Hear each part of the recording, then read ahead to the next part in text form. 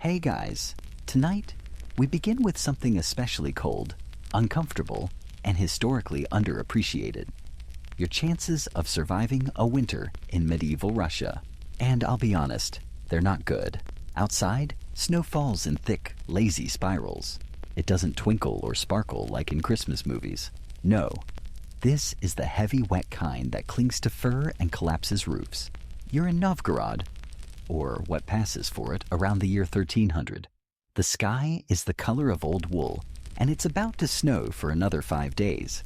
You know this because your neighbor's goat started sneezing at dusk. That's about as close to a weather forecast as you're going to get. You open your eyes, but you're not sure why. It's still dark. Time doesn't care about you here. Your bed is a pile of straw in a wooden hut the size of a walk-in closet. Congratulations, you've survived another night without freezing solid. Your nose, however, has gone on strike and may or may not be attached anymore. Your breath makes little clouds in the air, which would be charming if your eyelashes weren't frozen together. So before you get comfortable, take a moment to like the video and subscribe. But only if you genuinely enjoy what I do here. And let me know in the comments where you're tuning in from and what time it is for you. Now dim the lights. Maybe turn on a fan for that soft background hum. And let's ease into tonight's journey together. You pull the rough wool blanket closer. Not that it helps. The hut is made of stacked logs, sealed with moss and desperation. No fireplace, just a central pit where a few coals still smolder, stubborn and smoky. You can smell them before you feel them. Smoke curls toward the ceiling hole, your only form of ventilation, light, and passive snow entry. You don't move yet. Every joint feels like it's been stuffed with ice and regret. Your toes, if still attached, are curled into your straw bedding. The mattress crackles as you shift slightly. You're sharing this space with 2 other villagers, an old woman who snores like collapsing timber, and a boy whose job is to keep the coals alive with dried animal dung. He's asleep. The dung is not. You sit up very slowly. You're wearing the same clothes you wore to bed. Your only clothes, actually. A coarse linen shirt, patched woolen trousers, and a sheepskin tunic that smells vaguely like everything you've eaten this week, or worn, or both. Outside, a wolf howls. It doesn't even sound hungry anymore, just annoyed. You glance at the door. It's more suggestion than structure. Planks lashed together with rope, puffing a little steam from the cracks where wind snakes through. You're not sure whether to be afraid of it opening or relieved that it might let in some light. The village is quiet, too quiet. That's because the snow is muffling everything like a giant white pillow pressing down on the world. Not that there's much to muffle. Maybe a crow, a shivering priest, a goat with survival instincts smarter than yours. You shiver, and not the poetic kind. The kind that makes your back lock up and your teeth chatter like they're passing judgment. Here's a fun historical fact. Novgorod in the 14th century had surprisingly advanced municipal structures. There were assemblies, merchant courts, and even a rudimentary postal system, assuming the messenger didn't freeze into a popsicle halfway to Pskov.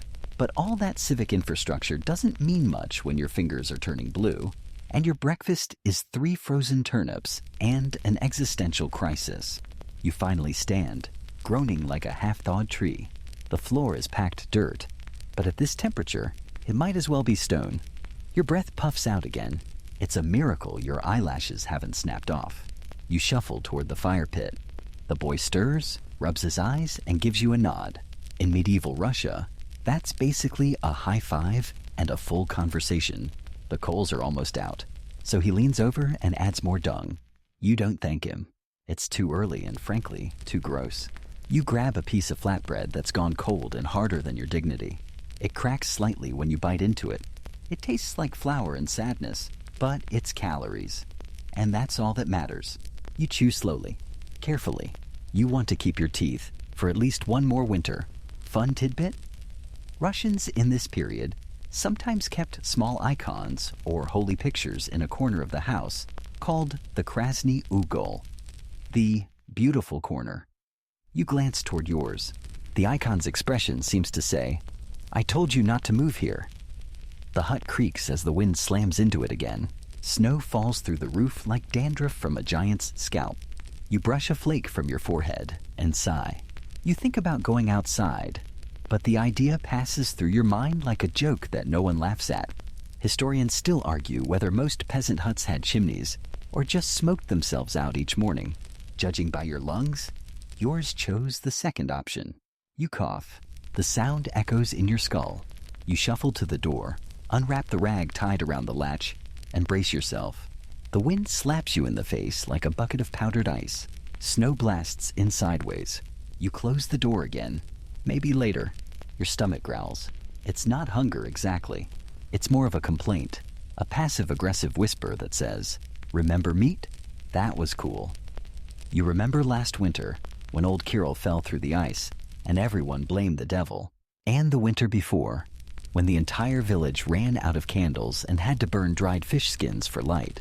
Your house still smells faintly of cod.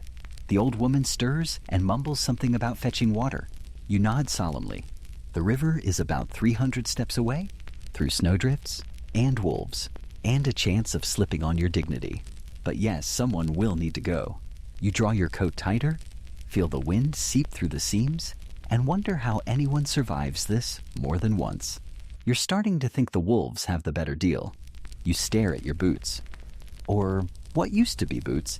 They're more like weathered leather socks with ambition, mismatched, misshapen, and barely clinging to the idea of being footwear. You tug them on anyway. One still has a bit of straw stuffed inside for insulation, which is medieval code for wishful thinking. Next comes the rest of your winter ensemble. You grab your wool coat, the same one you've worn since last spring, fall, and maybe a wedding 3 years ago, and drape it over your shoulders. It's stiff with frost from where it hung on a peg overnight. Not that the indoors are much warmer than outside. The sleeves crunch slightly when you move. You're not sure if it's the ice or just the sound of your hope cracking. Layering is key, not for comfort, but for survival. You tug a second shirt over the first, coarse flax linen with holes that whisper, "You could do better." Over that, a long tunic, once red, now the color of old soup. If you're lucky, there's still a fur-lined hat hanging somewhere near the door.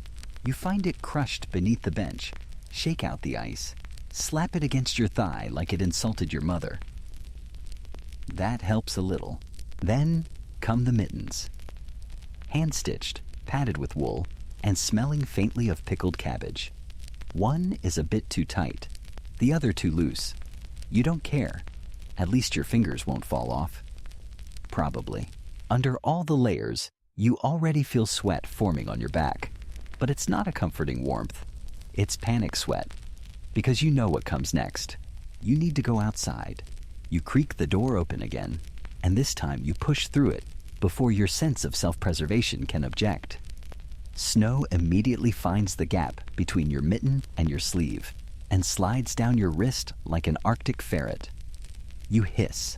The air is sharp, razor sharp. Your nose hairs freeze within seconds, turning each inhale into a crunch. You squint against the white. Every surface is covered in it. The roofs, the trees, the cows.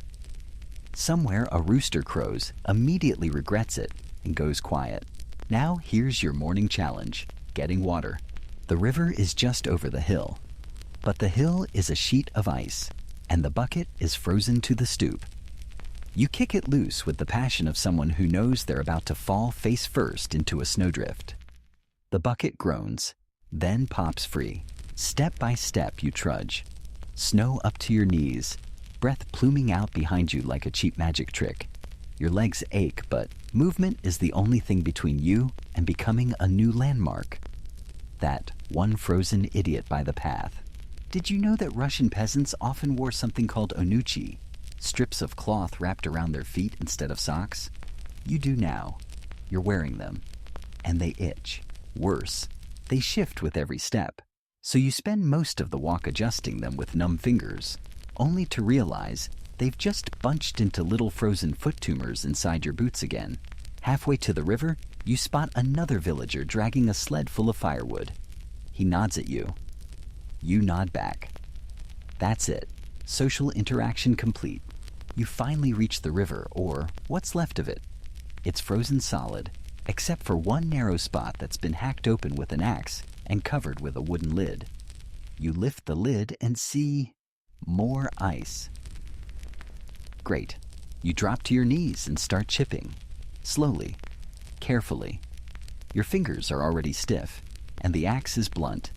You tap, scrape, mutter to yourself. After what feels like half your lifespan, the ice gives way, and water sloshes up through the crack like a lazy monster. You lower the bucket, fill it, and pull it up. The rope creaks. The weight is more than it should be. Water's heavier when your body is threatening to shut down from cold. That's just science. Bad science. Here's a quirky tidbit. In the Russian countryside, villagers often wore belts with tiny charms sewn into them, pieces of bone, wood, or cloth, to ward off frostbite or spirits or both. You check your belt. Nothing but holes and desperation. You turn back toward the hut. Snow has covered your footprints already, like the land is trying to erase your existence. Historians still argue whether layering was a deliberate clothing strategy or just a result of necessity, and hoarding anything remotely warm. You're leaning toward panic hoarding based on how many scarves you've wrapped around your neck. 3. One is technically a curtain. Back at the hut, your nose is fully numb.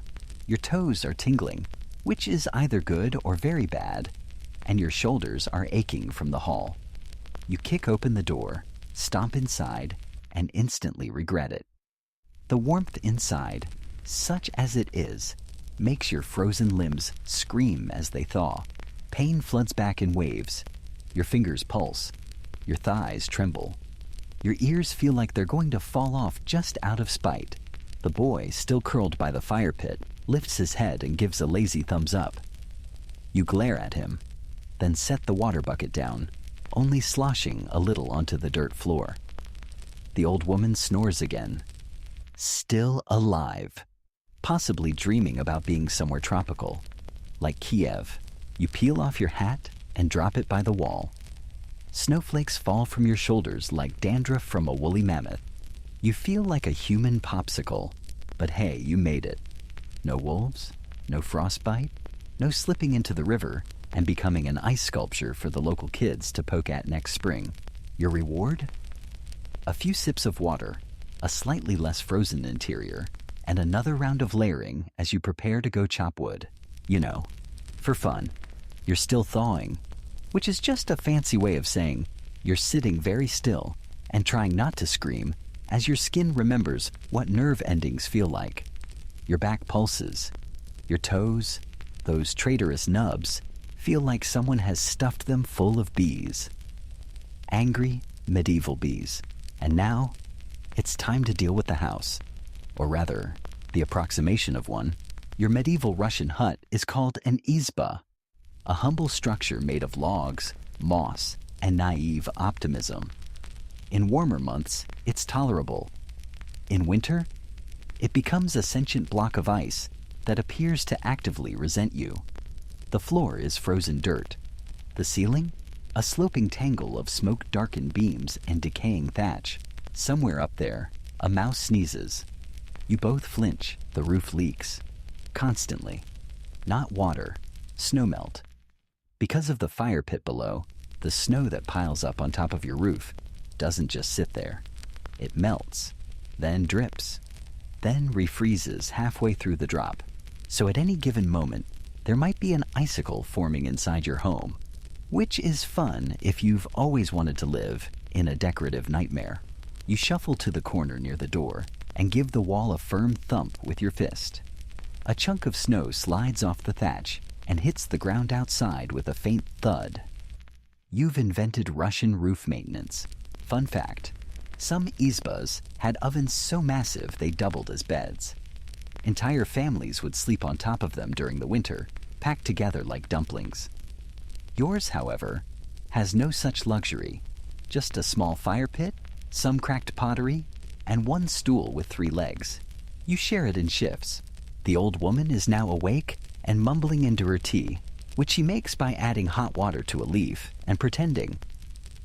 She offers you a sip, It tastes like bark and sadness, but it's warm, so you drink it anyway. Steam fogs your eyebrows. As you sip, your eyes drift to the corners of the room. The frost creeps inward along the beams, forming delicate ice flowers. They're beautiful, in that this could kill me kind of way. Your breath curls up into the rafters and hangs there, lazy and slow. You need to patch the leak above the bed. Every time the snow above the roof melts, a new drip begins.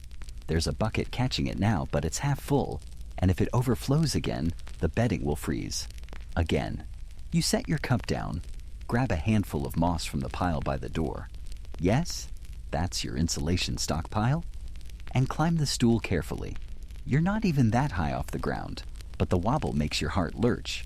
If you fall and twist an ankle, you'll have two options: hobble until the spring melt, or just die where you land. Medical care here is spiritual at best. You reach up, stuff the moss into the worst of the gaps, and whisper a curse that doubles as a prayer. It holds, for now. Quirky tidbit.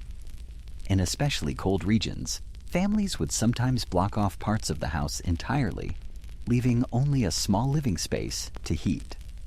The rest? Just cold storage for humans. Your home is already small enough that blocking anything would mean living in a cupboard. You clamber down. Your fingers are coated in soot and sap. You wipe them on your pants, adding to the museum of stains already living there. Historians still argue whether peasants kept livestock inside during winter primarily for warmth, or simply because it was the only way to keep thieves and wolves at bay. Either way, your situation offers no debate, because you hear a familiar grunt just behind the curtain near the back. The cow is awake. Yes, your cow lives with you. She has a name, but you rarely say it aloud. Not because you're too attached, though maybe you are, but because she's the only warm thing in the house, and you don't want to jinx it. She stands, stretches in that slow, lazy way cows do, and lets out a breath that steams in the air. You greet her with a nod. That's peasant affection. The boy throws her a few frozen carrots. She chews loudly. Somewhere near her hooves is a goat, curled tight into a ball of fur and spite. It opens one eye, makes a sound like a wet sneeze, and goes back to ignoring you. The smell, by the way, is best described as intimate. Smoke, dung, wool, body odor, and just a whiff of burnt onion from last night's stew. You've grown used to it, like a frog in gradually boiling soup, but every now and then, a gust of fresh air from the door reminds you how far things have sunk. You sit on the edge of the stool and sigh. The patchwork ceiling above you still drips in two places. You've caught most of them with bowls and buckets, but it's a constant battle. Drip, drip, drip, like water torture. Except no one's asking you for secrets. They just want you to be uncomfortable. A plank in the wall creaks. The wind howls again, shaking the house like a drunk trying to remember which door is theirs. You brace your feet, listen for the telltale whine of a loose beam, and exhale. Nothing collapses. Not today. Outside, you hear the sharp snap of branches and the distant clatter of hooves. Someone's walking the road again, maybe heading toward the woods for kindling, maybe leaving for good. Hard to tell this time of year. Everyone's bundled like anonymous snowmen. You glance back up at the moss-packed roof, now slightly more stable, but just slightly. You make a mental note to find more thatch in spring, assuming spring arrives before you die of dampness. But for now, the roof mostly holds. The floor mostly doesn't freeze your toes clean off. The cow mostly stays quiet. You call that a win. You'd love to just sit there, watching the cow steam gently in the corner like some kind of sacred stove. But there's one thing left on your morning checklist. Hygiene. You laugh, quietly, bitterly. Hygiene in medieval Russia is more philosophy than practice. It's not about getting clean per se. It's about surviving the experience of attempting to get clean. You shuffle toward the washstand. It's a rough board balanced across two barrels with a cracked wooden bowl in the center. Inside is a chunk of ice. That used to be water. Last night, someone poured the last of the melt into the bowl, and nature decided it would rather be a rock again. You poke it with a finger. Nothing. Just pain. Still, you're determined. You grab the iron poker and chip away at the ice until you have, generously speaking, a puddle. You lean forward and splash your face with it. Bad decision. It's like being punched by a ghost with cold knuckles. Your eyes tear up immediately. Your lips go numb. You gasp, quietly. You don't want the old woman to mock you again. You scrub your face with a cloth that's been drying since sometime in November. It smells aged, but it's mostly clean.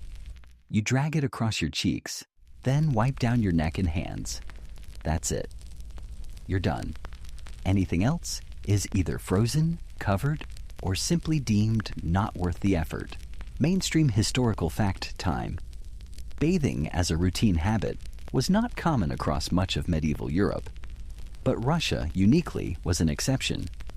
The banya, or steam bath, was an institution, and even peasants would make a point of using it when they could.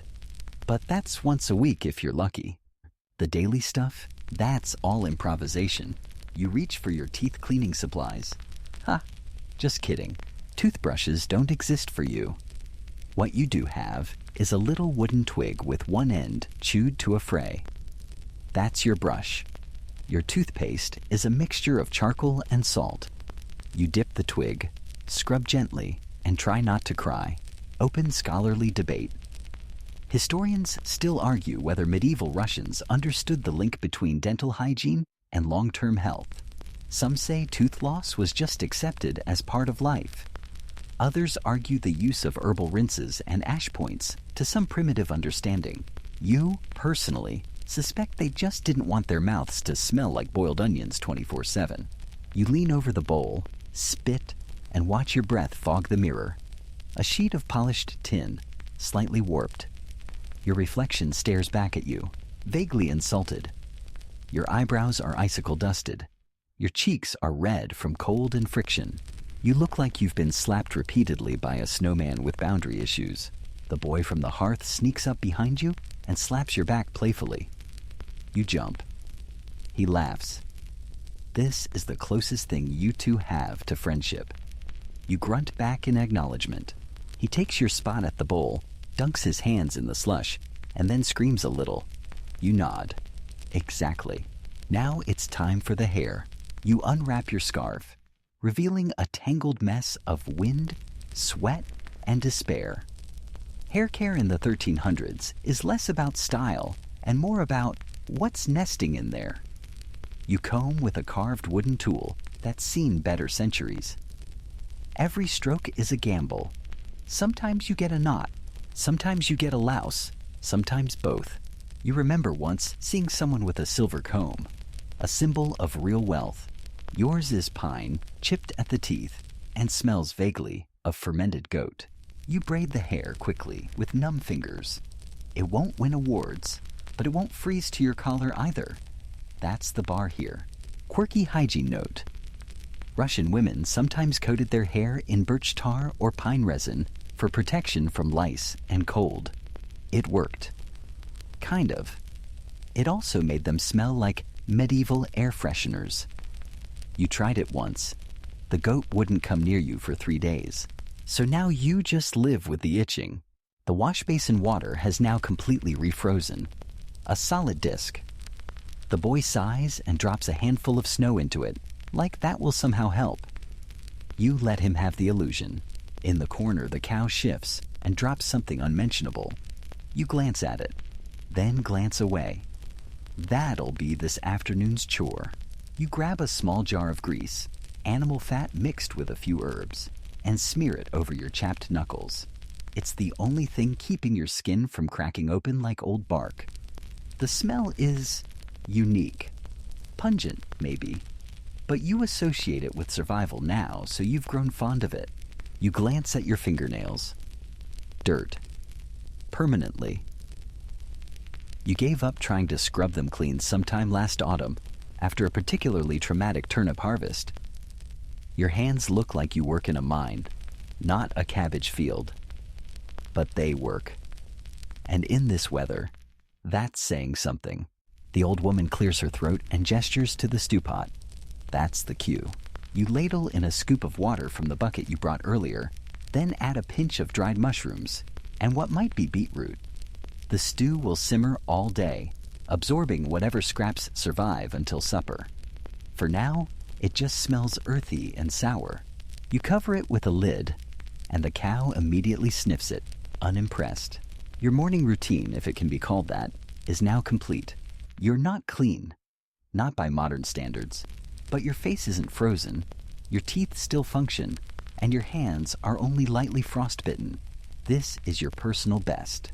You wrap your scarf back around your face, leaving just enough space to breathe. The day's work awaits, and you need to head outside again. Because as much as you'd love to sit by the fire and contemplate the philosophical idea of a bath, the woodpile's almost gone. And guess who gets to fix that? The door groans as you push it open with your shoulder, now wrapped in 3 overlapping scarves and still shivering like a loose window pane in the wind. Outside, the sky is a flat sheet of silver, so uniform and dull it looks like someone forgot to texture it. Snowflakes drift in slow spirals, not romantic or dreamy, just persistent, unapologetic, like they've unionized and decided you are the problem. Time for breakfast. You take the bucket with you, walking stiffly to the storage shed, which is really just another word for wooden box slowly collapsing under the weight of snow. It leans slightly to one side, like it's reconsidering its life choices. You open the slat with some effort. It's been iced shut again, and peer inside. You were hoping for anything. What greets you instead is a sad little burlap sack containing half a loaf of dried rye bread, a few potatoes that have started to grow tiny, defiant roots, and a clay jar of what might be pickled cabbage, or something pretending to be. This is your pantry. You bring it inside like it's treasure? The boy cheers quietly and clears a spot near the hearth. The old woman doesn't look up. She knows not to get too excited before chewing. Breakfast is a careful process. You slice the bread gently, trying to avoid making crumbs, because crumbs are luxury. The knife is so dull, it might be legally classified as a spoon. Still, you manage. A slice for you, 1 for the boy, half for the woman. Then you add a potato to the edge of the fire pit to roast. Just 1. The others are for next week, or next guest if one ever shows up again. You add a scoop of fermented cabbage to the side, because why not start your day with something that tastes like vinegar and old apologies? Here's a mainstream fact. Russian peasants' diets were heavily seasonal and built around preservation. Pickled vegetables, rye, salted fish, and grains made up the bulk of daily meals, especially during winter months. Meat was rare, and sugar, mythical. You chew slowly. The bread cracks like stone, and the cabbage smells like it's judging you. The potato, when it finally softens enough to split with a spoon, tastes like heaven. Earthy, warm, familiar. You don't even mind the charred skin. The boy dunks his bread into the stew you started earlier. It's barely stew yet, just hot water with some commitment. But he seems satisfied. You envy his optimism. Outside, you hear the faint crunch of boots in the snow. Someone passes by your hut, pulling a sled. They don't stop. No one does. There's nothing to ask for. No one has more than anyone else. Everyone's busy pretending that this winter won't be the one that ends them. Quirky tidbit. Some peasants believed that onions hung above the hearth would keep away hunger demons. Golodny Duke. You once tried that. The onions froze. The hunger didn't. Historians still argue whether communal eating habits were born of necessity or ideology. Did people share meals out of deep social bonding? Or was it just the fastest way to ensure no one starved alone? Judging by how closely the boy watches your spoon, you're guessing survival was the main course. After eating, you stack the scraps back into the jar. A slice of bread left over? You hesitate, then wrap it in cloth and tuck it away. For later, or for someone hungrier, you sit back, your belly half full, and bask in the glow of, well, the fire isn't exactly glowing. It's smoldering, but it's warmish, and that counts. The cow snorts. Not for you, you mutter. The cow disagrees. You glance at the ceiling again, where another drip has started. Great. The roof leak patch didn't hold. You can deal with it later. Right now, you have to face the other problem. The firewood, the pile next to the hearth, is down to 5 sad logs, 3 of which are more bark than burn. You know what this means. The axe, the forest, the whole outdoor experience. You sigh the sigh of someone who remembers when they had feeling in their toes. You wrap another scarf around your neck, this one stained with something you don't remember eating. The axe hangs from a peg by the door, blunt, cracked along the haft, but still better than using your bare hands. You sling it over your shoulder like a knight preparing for battle, except instead of dragons, your enemy is snow-covered birch and existential dread. The boy makes a motion like he'll come with you. You shake your head. Not today. Someone has to feed the cow and pretend to stir the stew every 15 minutes. You head out again. Your boots crunch through the drifts. Snow rises to your knees in places. The path to the forest is packed from daily use, but each new snowfall undoes the work. Every step is resistance training. Your thighs burn. You tell yourself this counts as exercise, which is technically true, even if it feels more like punishment. The trees loom in the distance, tall, dark, ancient. Snow dusts their branches like powdered sugar over angry broccoli. You approach the chopping stump near the tree line and drop the logs you carried in a sling across your back. The axe hits the wood with a dull thud. Again. Chips fly. Your breath comes out in clouds. After 15 minutes, your arms are jelly. After 30, your gloves are soaked through, and your fingers are going on strike. You split enough logs for one day, maybe 2. You know you should cut more, but your spine says otherwise. Also your knees, and your rapidly disintegrating willpower.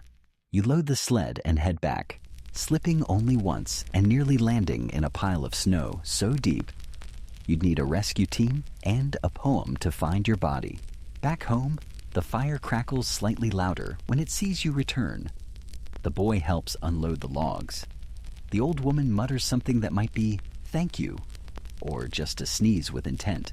You drop onto the stool, muscles aching. You can still taste cabbage in your teeth. You're exhausted, and it's not even midday. Welcome to breakfast in medieval Russia. The logs are stacked by the hearth, steaming faintly in the warmth. It's the most productive thing you'll do all day, and your arms are already filing complaints. You'd love to just lie down for a moment, just rest your back, stretch your legs, contemplate the ceiling leaks and your life choices. But no, now it's time to go to work. Not job work, not the kind with a desk or a supervisor or a paycheck. No, this is survival work, the kind that keeps your village running, your house standing, and your organs inside your body. You wrap your scarf again, triple layered now, pull your hat low over your ears, and step back out into the white. The snow has gotten deeper. It no longer crunches. It moans. Each step sinks, squeaks, and resists. Your knees vanish. The trail that led to the woods earlier is gone, swallowed by another lazy snowfall, because the sky here is generous with misery. Your task today is simple.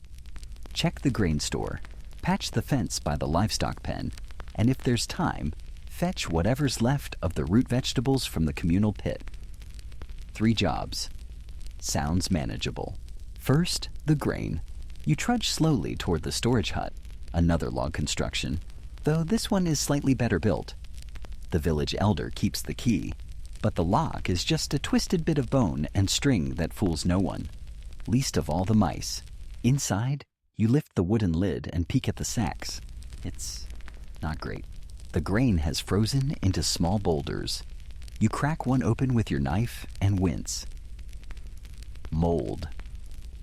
Not on all of it, but enough to make you question your plans for lunch. Fun fact: Russian peasants preserved their grain in pits, barrels, or huts like this, but winter moisture often ruined large portions of the supply. Whole villages sometimes rationed moldy food, risking illness, because the alternative was starvation. You close the lid slowly, hoping no one sees your face. You hear a distant howl, long, low, and unmistakable. Not the wind. That's something else. You squint at the tree line. Wolves. Again, there's always a chance it's just one wolf. A stray. Maybe even sick. You tell yourself this as you glance around nervously and move faster toward the livestock pen. The fence is where it always is, half buried in snow, sagging like a hammock designed by pessimists. You test the gate. It creaks and then collapses inward with all the grace of a drunk moose. Great. The goats bleat nervously from their shelter. They smell you coming and know you bring repairs, or hay, or mild disappointment. You kneel beside the broken post and start hammering a wedge of wood into the ground. It's frozen solid. You hammer anyway. Your knuckles go numb. Your breath fogs your vision. You curse quietly, just a soft medieval hum of disapproval. Historians still argue whether winter livestock care was organized communally or left to individual households. In your village, it's the worst of both. Everyone claims it's communal, but no one shows up except you, a boy with questionable life skills, and one overly ambitious chicken. You finally wedge the gate shut using a bent nail and a prayer. The goats stare at you like you owe them something. You do not. You head for the root pit. Now this is the fun part. The root pit is exactly what it sounds like. A hole in the ground filled with carrots, beets, and frozen despair. Covered with hay and animal hides, it's supposed to stay just warm enough to keep things from turning into vegetable fossils. It rarely works. You lift the hide, and a cloud of frost bursts into your face. You blink, reach inside, and pull up what looks like a turnip. It's frozen solid. You could rob a bank with it. Still, you gather what you can. 4 carrots, 2 beets, and the aforementioned turnip weapon. You wrap them in a cloth, tuck them under your arm like sacred relics, and begin the journey home. On the way back, your foot catches on a root hidden under the snow, and you fall flat on your face. Snow crams itself into your collar, your sleeves, and possibly your soul. You lie there for a moment, contemplating your life. The wind sighs. The wolves howl again. You sit up, brush snow from your eyelashes, and feel the turnip still tucked under your arm. Victory. You hobble back to the house, slipping twice more and inventing a new kind of snow-based profanity along the way. At the door, the boy opens it for you without being asked. Progress. You drop the vegetables on the hearthstone and collapse onto the stool, wheezing slightly. The old woman raises an eyebrow. She's lived through worse. You know, because she tells you every single time something goes wrong. You warm your hands over the fire. Your fingers tingle. You remove your hat. Your hair stands up like you've been lightly electrocuted. The boy pokes the beets with a knife. One cracks in half. He whistles, impressed. That's how you know it's been a good harvest. You place the vegetables in the stew pot. They clunk like river stones. With time, they'll soften. Hopefully before dinner. Quirky detail. In some Russian villages, families stored extra food under floorboards, believing it kept demons away. In your house, the floorboards are barely there, and any food stored underneath would be eaten by actual rats long before spiritual ones could intervene. Your fingers start to thaw. Your back throbs. The stew smells slightly better now, or at least slightly more complicated. Outside, the sun never really rises. It just becomes less absent.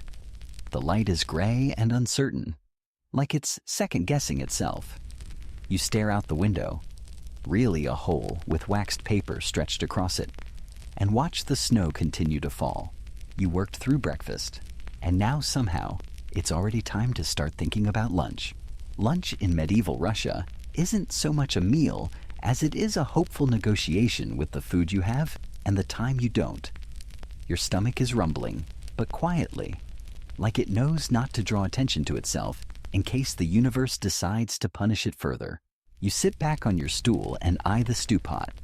It's bubbling faintly now, thanks to the logs you sacrificed your back for earlier. The color has darkened from muddy disappointment to reddish mystery, which you take as progress. The beets have bled into the broth, giving it a surprisingly rich tone that your mouth dares to interpret as flavor. The boy has already positioned himself close to the pot, spoon in hand, as if proximity alone will earn him a larger portion. You admire his strategy, then gesture for him to stir it. He does carefully, and a carrot floats to the surface like a long-lost survivor. You divide the stew into 3 wooden bowls. It's still more water than substance, but the chunks are real, and that counts for something. You hand one to the old woman, who accepts it with a nod. She slurps immediately. The boy waits, but only barely, and you follow suit. The taste? Actually decent. Warm, earthy, tinged with just enough salt and beet sweetness to keep your palate from filing a complaint. You chew the turnip chunk slowly, feeling it reanimate your molars. For a fleeting moment, you're not entirely miserable. Mainstream historical fact. In winter months, Russian peasant meals were heavily centered around soups and stews. These were economical, fed multiple mouths, and, crucially, could be stretched indefinitely with enough hot water. They were also, perhaps accidentally, pretty nutritionally balanced for the time. Still, it's not exactly a feast. The boy asks if there's bread. There's not. The old woman pretends she didn't hear. You all go quiet again, the only sound being the faint simmer of boiling roots and the occasional creak of the rafters above. Once the bowls are empty, you rinse them with warm water and return them to the shelf. That's it. Meal over. No dessert, no leftovers. Just a belly that feels less empty and a sense of peace that might last an hour or two if you're lucky. But of course you're not lucky. You have to work again. This time, it's the bakery. Well, calling it a bakery might be generous. It's really just a low stone hut with a chimney and a communal oven. The village shares it, and the oven only gets fired up a few times a week because firewood is precious and everyone hates each other just a little too much to coordinate more often. But today's your turn. You gather the grain ration from earlier, some moldy, some salvageable, and bring it to the millstone in the corner of your hut. The boy helps turn it, slowly, laboriously. The grind is coarse. The flour that comes out is dark and flecked with what you pretend is bran. You'll mix it with water, salt, and a little leftover yeast from last week's batch that you've been saving in a clay pot tucked near the fire. You knead the dough on the same board you use for everything, cutting meat, darning socks, drying herbs, and shape it into a lopsided loaf that you pray won't turn into stone. You wrap it in cloth, pull on your boots again, and head toward the oven. The path is a narrow rut between snowbanks, now taller than your shoulders. You can't see the rooftops of the houses anymore. Just smoke trickling up and disappearing into the white-gray sky. Everything smells like burning wood and faint sour cabbage. The air is dry. Your nose bleeds a little, but you ignore it. That's just part of winter here.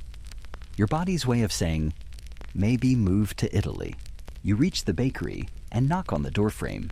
Inside, the oven glows like a sleeping beast. The warmth is overwhelming, and your frozen eyelashes melt instantly. You sigh in relief. 2 other villagers are already here, tending to their loaves. One nods. The other doesn't acknowledge you at all. That's normal. You place your dough into a clay baking dish and slide it into the coals, marking the position with a charred stick. You'll wait here for the next few hours, watching the bread and guarding it from being mistakenly claimed by someone else. Quirky detail. In some villages, women would carve tiny personal symbols into the top of their loaves before baking, primitive watermarks to prevent bread theft. You press your thumbnail into the top of yours in the shape of a shaky triangle. Good enough. While it bakes, You lean against the wall, soaking in the heat.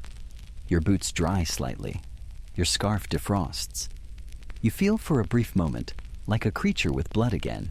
Historians still argue whether these communal ovens were hubs of social bonding or simmering tension. On the one hand, they brought neighbors together. On the other, your loaf always came out smaller if you left it unattended for even a minute. You keep one eye on yours, just in case. Eventually, the smell changes, from yeast and wet clay to toasted crust, and something approaching satisfaction. You check your loaf. The outside is dark, a little cracked, but it sounds hollow when tapped. Done. You wrap it again and make the slow walk back home, this time feeling like a victorious courier from the land of gluten. Back at the hut, the boy cheers when he sees the bread. The old woman sniffs, squints, and mutters something about the crust being too smug. You slice it carefully, steam curling from the soft center. You save the heel for yourself. It's your favorite, and also the part least likely to be stolen. The boy dunks his in the stew pot. The old woman pretends not to enjoy hers. You chew slowly, savoring the warmth and the illusion of abundance. The loaf won't last more than a day, too, if you ration like saints. But for now, for just this moment, you feel like a king, or at least a decently fed peasant. The loaf is gone.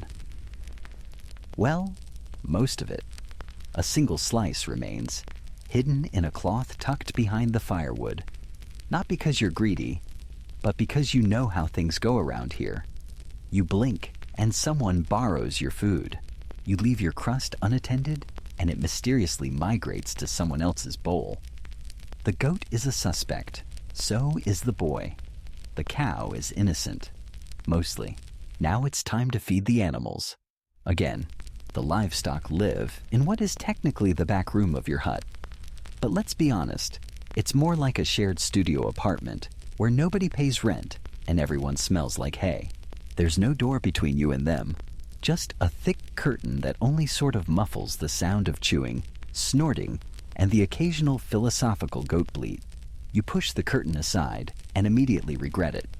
The warmth from the hearth ends at the threshold. In here, it's practically Arctic. The animals huddle together for warmth. You envy them. You start with the goat. She eyes you suspiciously, then moves just enough to show you her empty feeding trough. You sprinkle in a handful of hay, dried weeks ago and now flaking into dust.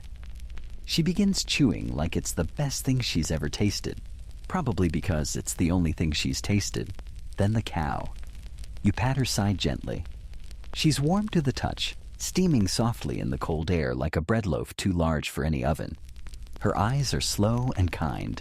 You refill her water bucket with lukewarm water, which will freeze solid again within the hour, so you enjoy the brief illusion of usefulness. Mainstream historical fact. In many Russian peasant homes, livestock were intentionally housed indoors during winter, not just for protection from cold and predators, but also to share body heat with the human residents. It was, frankly, a very practical cuddle economy. You grab the rake and clear out the bedding straw. It's dirty, crunchy, not frozen, which is a small miracle. The cow lifts a hoof helpfully as you scrape beneath her. You don't thank her out loud, but she knows. The pig snorts from its corner. Oh yes, the pig. Almost forgot. You don't have a full-sized pig, just a runt from last summer's litter that refused to die. It's grown a little, mean-spirited, pinkish, and smarter than anyone in the house. It knows how to knock the lid off the stew pot if you don't watch closely. You suspect it might know how to read. You throw it a frozen beet. It squeals and drags the prize into a hay pile like a dragon with treasure. The boy enters, holding a bucket of ashes to spread on the floor. Keeps the smell down, kind of. Helps with moisture, maybe. Mostly just gives him something to do that isn't hovering near the bread like a carb ghost. Quirky detail. Some villagers believed that speaking kindly to cows in winter kept them from going dry. You tried that once. The cow sneezed in your face. Now you speak with your eyes. You lean against the beam for a moment. Your legs ache. Your hands are raw. You can't feel your toes again. That's becoming a theme. The old woman calls from the front room. Time to bring in more snow. Yes, snow. Because your water bucket is empty, and if you want to melt snow for cooking or drinking, you need to get it while the sun's still out. Or rather, while it's still less dark. You wrap up again.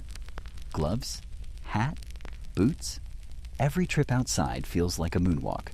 The snowdrifts are higher now, some reaching up to your waist. You grab a sack and trudge toward the nearest clean patch, scooping snow into the fabric until it's full and lumpy. You hope no one peed here recently? There are no guarantees. You return, stomp your boots against the lintel, and dump the snow into a pot over the fire. It sizzles, melts slowly. You'll need to do this 5 more times today, minimum. Water is life, and winter is a very thirsty death. Historians still argue whether the indoor livestock lifestyle made peasants healthier because of shared warmth, or sicker because of shared germs. You suspect the answer is both. You haven't been sick this winter, but the smell alone feels like it should qualify.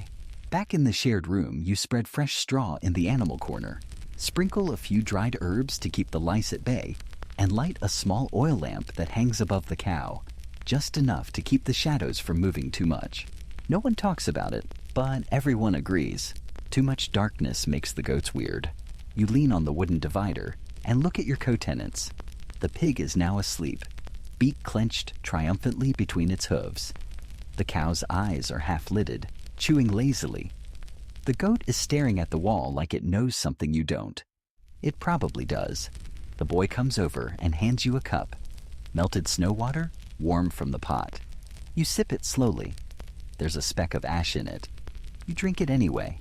You glance toward the wall where you've carved small lines. One for each day survived this winter. The marks snake down the beam like a quiet testament to stubbornness. You count them again, still not halfway. At some point, all roads in medieval Russia lead to the outhouse. Not because it's far away, though it always feels that way, but because it's the final test of your will to live during winter. Some people fear wolves. Others fear starvation. You fear the privy at 20 below. You delay it as long as you can. But your stomach reminds you, gently but firmly, that stew goes in and something else must come out. You sigh. You rise from the stool like a man condemned. Your knees crack in protest. The old woman raises an eyebrow. She knows where you're going. Everyone always knows. The boy doesn't say anything, but he offers you the torch, just in case you don't come back. You wrap up. Scarf, gloves, extra socks stuffed into your boots. You consider wearing a second coat, but decide against it. Better to be cold for 5 minutes than carry the scent of the outhouse back with you. The door creaks as you step into the blue light of late afternoon. Snow glows faintly under a sky the color of dirty wool. Your breath mists in front of you as you trudge down the narrow path carved between shoulder-high drifts. This little trail sees exactly one type of foot traffic, and it's yours. The outhouse is a squat, crooked thing at the edge of the trees. Slanted roof, gaps in the walls, a door that swings in the wind, whether you like it or not. It looks like it gave up hope years ago and has been quietly rotting ever since. You approach with the reverence of someone entering a cursed shrine. Mainstream historical fact. Most Russian peasants used simple wooden latrines set over shallow pits, far enough from the house to keep smells and disease at bay, but close enough to reach without dying. In winter, the challenge was less about the walk and more about the freezing seat. You push the door open. Inside, the cold hits you like a slap. It's colder in here than it is outside. You don't understand how that's possible, but physics doesn't care about your feelings. You light the torch, stick it into the wall sconce, and assess the situation. The pit is partially frozen. That's, comforting? The seat is a rough plank with a hole, rimmed with frost and possibly vengeance. You know better than to sit fully. You hover, carefully, bracing against the wall with one mittened hand. The whole experience lasts less than a minute, but it feels like a saga. You don't make eye contact with anything while you're in here. You finish, stagger back out into the wind, and nearly weep with relief. The torch stays behind, a gift for the next poor soul. Quirky tidbit. Some households used ash or hay to cover the contents of the pit after each use. Others just let nature do what it does best. Freeze everything into a smelly sculpture of regret. You're more of a don't look down, don't look back kind of person. As you trudge back toward the hut, the sun begins to dip below the horizon. Not that it was ever truly up. The sky turns from wool gray to a sullen blue-purple. The trees creak ominously in the wind. A crow passes overhead and laughs at you. You reach the hut, stomp the snow off your boots, and enter. The warmth inside feels offensive. Your nose starts to run immediately. Your eyes water. You sneeze. Once, loudly. The old woman chuckles. The boy pretends not to notice. You peel off your scarf and mittens. Your hands are red and tingling. Your legs are stiff from crouching and clenching at the same time. You consider sitting, but your dignity hasn't thawed enough yet. Historians still argue whether the outhouse placement was a conscious hygiene decision or simply about avoiding the smell. In your experience, it's about minimizing the number of times per day you're forced to confront the idea of frostbitten body parts. You ladle more melted snow into a cup and sip it. It tastes faintly of iron and wood smoke. You don't care. You're just grateful to be indoors. The fire crackles. The animals stir. Outside, the wind picks up. Snow slaps against the walls of the hut like angry hands. You lean your head back and close your eyes for a moment. It's not quiet. Nothing is truly quiet here. But the noise is gentle, familiar. You start to drift until the old woman says the words. We should fetch more water before night. You open one eye. The boy's already gone still, statuesque, as if he might disappear if he doesn't move. You sigh. You wrap up again. And you head back out. Because no one survives winter in medieval Russia by sitting around with warm toes. Fetching water again. You've done this a dozen times already today, but water doesn't care. It doesn't keep a schedule. It freezes when it pleases and disappears when you need it most. So you grab the bucket, shake out the snow from last time, and brace yourself. Again. The door resists, swollen with frost. You shoulder it open, and cold slaps you with the casual cruelty of someone who's done this before. Your eyelashes frost over instantly. You blink. They crackle. The path to the river is packed snow, refrozen into slippery death tiles. You walk carefully, bucket swinging by your side like a lazy pendulum. Your back is sore, your knees creak, and your soul feels about 5 degrees colder than it did this morning. At least it's dark now. You can't see how far you have to go. The river, or what remains accessible of it, lies beyond the edge of the village. A hole has been chopped through the ice, shared by everyone. If you're lucky, it hasn't frozen over again. If you're really lucky, no one else is using it. Tonight, you are not lucky. 2 villagers are already there. You recognize them. Barely. Everyone looks the same in the dark. Just hoods, scarves, and hunched silhouettes. One's drawing up a pail, the other waiting impatiently. You join the queue without speaking. No one talks. It's too cold for words. Mainstream historical fact. Ice holes in rivers were often community lifelines during Russian winters. People used them for water, sometimes for laundry, and on very rare, unfortunate days, for emergency baptisms. Yes, in that water, in winter. Finally, your turn. You kneel beside the hole, breath clouding the surface. The ice creaks ominously. You lower the bucket slowly, trying not to let the rope slip too fast. If it breaks and your bucket sinks, well, there are no extra buckets. The rope tugs. The bucket fills. You haul it back up, hand over hand, arms trembling. Your palms sting from the rope burn, even through gloves. You tip it just enough to spill the excess, then hoist it over your shoulder. The water sloshes with the weight of a small cow. You stand, legs braced like a very tired tree. Time to walk home. The path seems longer in the dark. Your boots crunch. Your breath wheezes. Snow sneaks in through every seam. Quirky tidbit. Some villagers believed river spirits would curse anyone who didn't thank the ice hole. You whisper a soft spasibo as you turn away. No harm in being polite to water demons. As you reach the hut, you see candlelight flickering behind the paper window, the kind of glow that makes you think, just for a second, about being somewhere else, some other century, some place where water comes from taps, and you don't have to negotiate with a river every evening just to make soup. Inside, the boy helps you with the door. He sees the bucket and raises his eyebrows. You nod. Victory. The old woman adds a scoop to the stew. It hisses, then calms. You wipe your forehead with a frozen sleeve and sink onto the bench. The cow lets out a long sigh. You second that emotion. Historians still argue whether night fetching was an act of necessity or a sign of poor planning. You argue that the water hole was occupied, and anyway, it's not like the stew's going to boil itself. Dinner is quiet.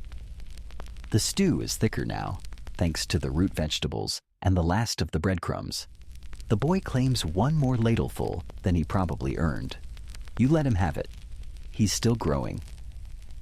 Into what, you're not sure, but growing. You dip your wooden spoon and chew slowly. The warmth spreads through your chest like a small fire with poor work ethic. It's enough. Barely. The old woman finishes her bowl, licks the rim, and shuffles toward the sleeping corner. She wraps herself in her blanket like a burrito of bitterness and is snoring within minutes. The boy feeds the fire one last log and curls up near the hearth. You take your spot on the straw bedding. The room smells like stew, smoke, cow, and slightly wet goat. It's not pleasant, but it's familiar. You pull your blanket tight and listen. Outside, the wind rattles the shutters. Snow scrapes across the roof like fingernails on bark. The cow shifts. The goat mutters. The fire pops. The shadows dance on the beams above your head like they have nowhere better to be. You stare at the ceiling and count the flickers. 1, 2, 3. Your legs ache. Your fingers tingle. Your stomach is not quite full, but not empty. You survived another day. That's what matters here. Because in medieval Russia, winter isn't a season, it's a full-time job. And tomorrow? You get to do it all over again. Morning again. You know it's morning, not because the sun greets you with golden warmth. It doesn't. But because the cold in your bones has shifted from painfully numb to urgent survival nudge.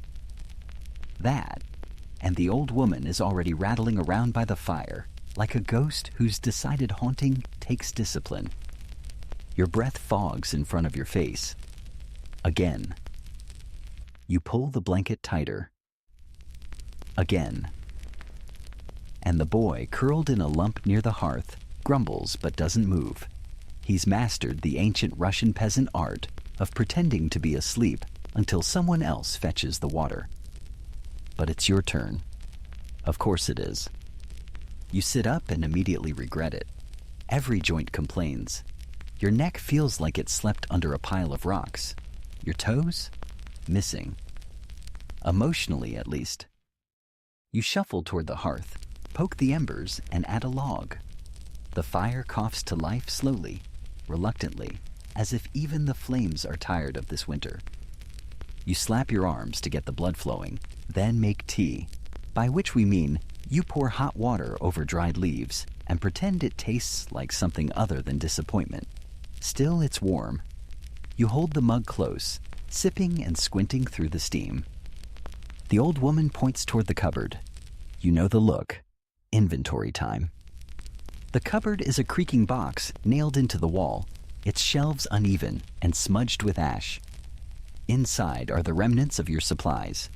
A few potatoes, 1 onion, soft, a sack of rye flour, half full, and 3 turnips that look like they've seen too much. You sigh. Mainstream historical fact. Russian peasants stored food in simple pantries or clay containers, often suspended from ceilings to keep them away from rats. But in winter, even the rats struggled. Starvation wasn't a distant threat.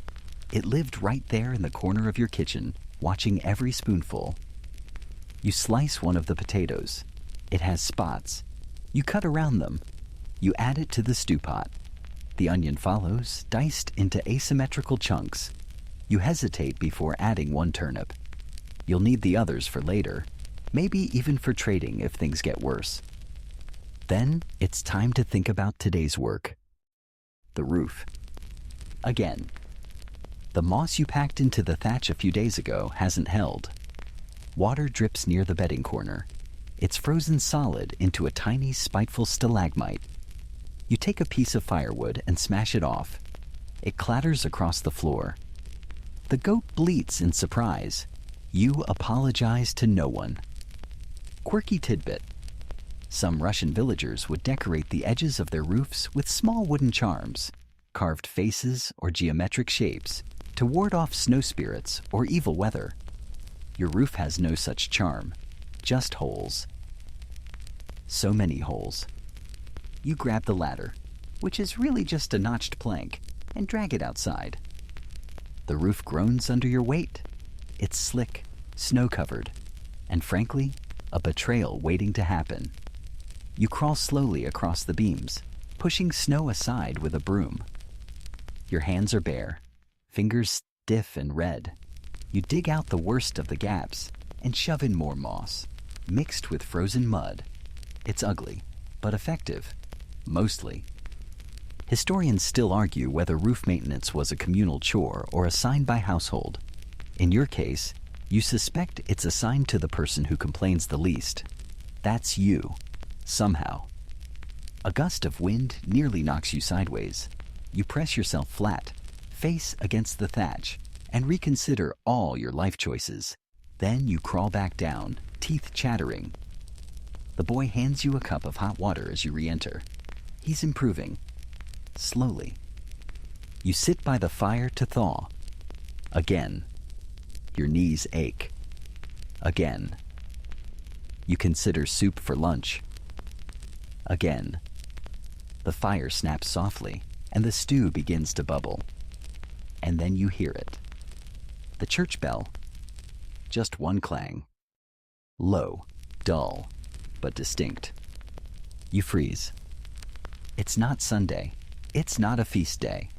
There are no weddings this time of year. The bell only rings for one reason outside those times. Someone has died. You stand slowly. Outside, other villagers have stopped too. You see one man pause mid-step with a bundle of wood over his back. Another woman clutching a pail of water lowers it to the ground. All eyes turn toward the chapel. No one rushes. That's not the custom. But people begin drifting toward the sound, bundled in layers, faces grim. You follow. The path to the chapel is narrow, cleared often, and flanked by the skeletal remains of last summer's sunflowers, now black stalks half buried in snow. The chapel itself is small, made of weathered pine, its onion dome leaning slightly to one side. Smoke drifts from a chimney in back, where the priest lives. You arrive just in time to see 2 men hauling a sled toward the graveyard. A body wrapped in linen and fur lies stiff on the wooden platform. No coffin. Those are for the rich. The linen is already crusted with frost. The face is covered. You don't need to see who it is. The priest walks behind, murmuring prayers. His voice barely rises above the wind. Mainstream fact: winter burials were a particular challenge in medieval Russia. The ground was too hard to dig without hours of effort, so bodies were sometimes kept in storage until a thaw, or shallow graves were hastily carved near the edge of the forest. You help, everyone helps. You grab a spade and take turns digging. The ground is like iron. Each thrust of the shovel sends pain up your arms. The old man next to you doesn't speak, just works. The only sound is metal hitting dirt, over and over again. Eventually the hole is deep enough. The body is lowered, prayers are said, and just like that it's over. The villagers turn to leave. No lingering, no wailing. Grief here is quiet, reserved. There's always tomorrow. There's always more winter, and more bodies. You walk home in silence. The stew is still warm. You eat slowly.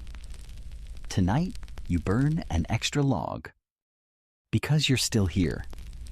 The log burns slow and steady, casting long, lazy shadows across the wooden beams. You watch them flicker as you sip the last of your hot water. The warmth spreads through your belly like a sleepy bear curling up in a cave, but it doesn't quite reach your fingers or your thoughts. The funeral lingers in your mind. You didn't even know their name. Not really. You might have passed them once, or maybe traded turnips. They could have been the one who helped dig out your goat last spring when it fell into the well.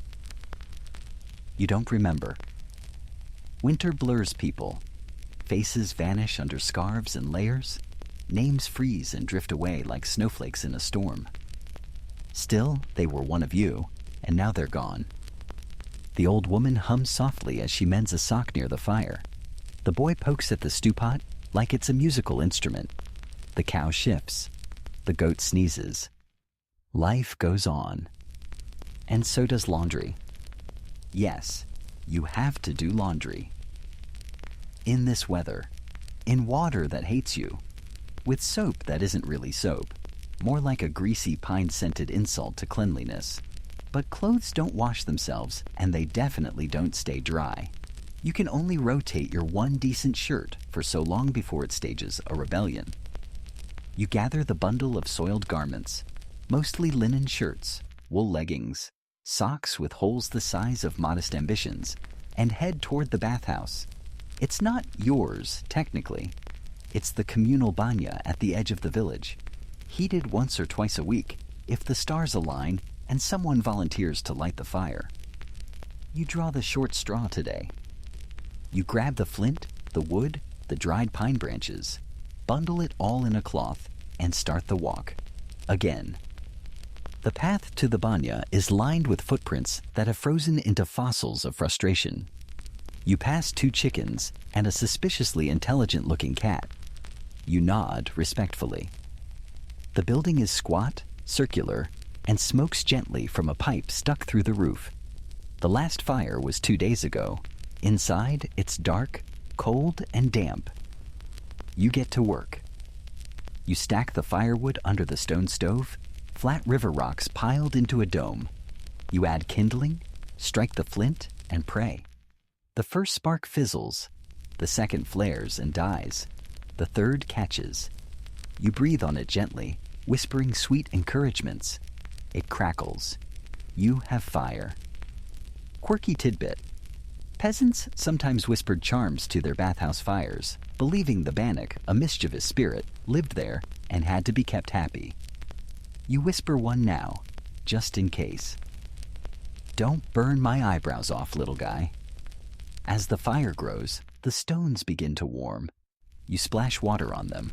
Steam billows up instantly, slapping your face like a warm towel with anger issues. You strip quickly. No one likes this part, not because of modesty. Those illusions died with the first frost, but because undressing in winter feels like inviting death to dinner. Your skin turns pale. Goosebumps bloom like frost flowers. You bundle your clothes into a tub and begin to scrub. The water is from melted snow, heated just enough to avoid frostbite. You dunk your shirt in, Add soaproot paste and scrub with a flat stone. Every movement makes your shoulders ache, but you work fast. You always do, because the cold is waiting. Mainstream historical fact: the Russian banya wasn't just a place for washing. It was sacred, social, and considered vital for health. People believed it could sweat out illness, cleanse sin, and even help with childbirth. But mostly, it made winter feel temporarily survivable. You scrub until your knuckles go raw. You rinse. You wring each piece dry, arms trembling, then drape them over the drying rack. The steam curls around them like a blessing. You sit near the stove, close your eyes, and just breathe. It's warm in here now, genuinely warm. Sweat trickles down your spine. Your muscles finally unclench. You could fall asleep. But of course you can't. Because someone knocks at the door. The boy. He holds out a bundle. Your only nice shirt, the one you forgot. He looks sheepish. You nod, gesture him inside. He shuffles toward the fire and immediately exhales in relief. You understand. The banya is the closest thing you have to joy. You let him sit while you finish washing the last shirt. It's threadbare and smells faintly of goat, but it's clean now. You drape it beside the others. Then you pour water over the stones again. Steam whooshes up, thick and sudden. The room vanishes in white. Your lungs fill with pine and heat. Your pores open. You feel like a boiled vegetable, and it's the best you've felt in days. Historians still argue whether the banya was a practical invention or a spiritual tradition first. The truth is, no one here separates the two. To sweat is to live. To wash is to begin again.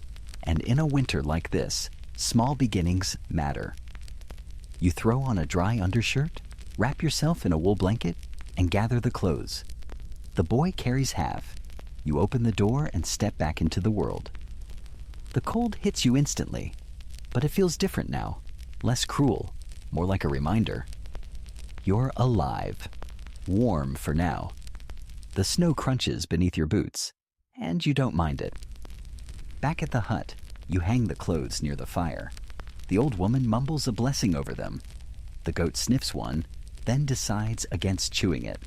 A miracle. You sit. The boy hands you tea. The fire crackles. The day fades. And for the first time in what feels like weeks, you smell like pine instead of pig. The clean shirt doesn't last long. You wear it for exactly 1 hour before a bit of stew splatters on the sleeve. Then the cow sneezes in your general direction. Then the goat does something unspeakable near your boots.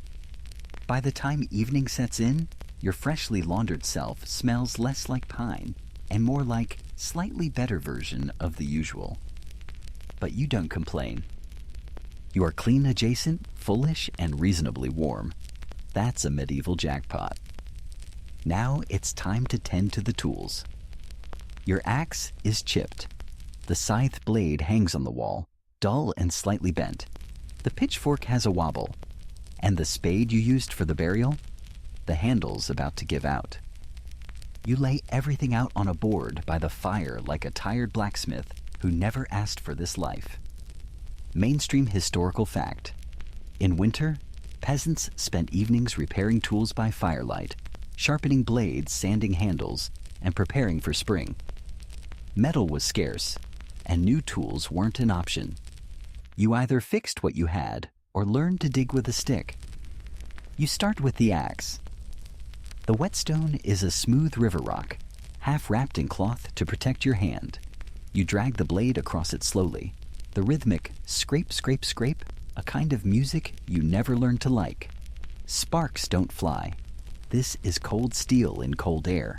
Everything is quiet, controlled, precise. The boy watches, fascinated. You hand him the knife and gesture toward the whetstone. He copies your motion clumsily. The blade glances sideways. You grab it quickly before he removes a finger.